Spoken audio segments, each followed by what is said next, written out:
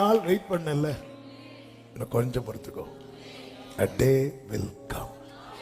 அப்பொழுது நீதிமானுக்கும் துன்மார்க்கனுக்கும் கர்த்தருக்கு ஊழியம் செய்கிறவனுக்கும் ஊழியம் செய்யாதவனுக்கும் அவருடைய ஜனத்துக்கும் மற்றவர்களுக்கும் உள்ள வித்தியாசம் காண்பிக்கப்படும். கைகளை தட்டி ஆமென் சொல்லுங்க பார்க்கலாம். தேவனை ஆராதிக்கிறவர்களுக்கும் தேவன் அல்லாதவைகளை ஆராதிக்கிறவர்களுக்கும் தேவன் வித்தியாசத்தை காண்பிப்பேன் என்று சொல்லி இருக்கிறார்.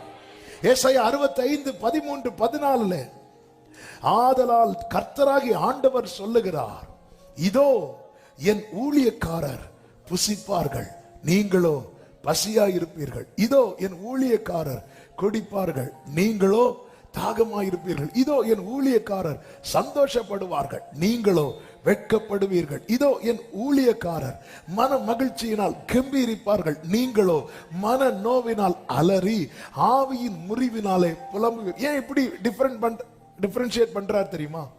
இது அப்படியே மாறி இப்போ நடந்துட்டு இருக்கு. அதான் விஷயம். இதோ அப்படின்னா இதெல்லாம் மாத்த போறார். அதான் புலம்பலுக்கு பதிலாக முச்சடிக்கு பதிலாக, ஏன்னா இப்போ உள்ள சிச்சுவேஷன் இப்படி போயிட்டு இருக்கு. அதான் ஆண்டவர் கூப்பிட்டு சொல்றார்.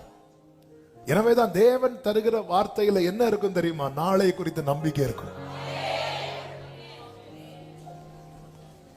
ஹல்லேலூயா. நாளை குறித்த நம்பிக்கை தேவன் தருகிற வார்த்தையில் மட்டும்தான் இருக்கும்.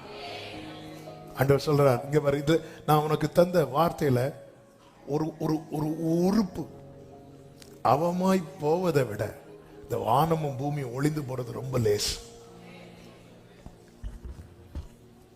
ஹல்லேலூயா.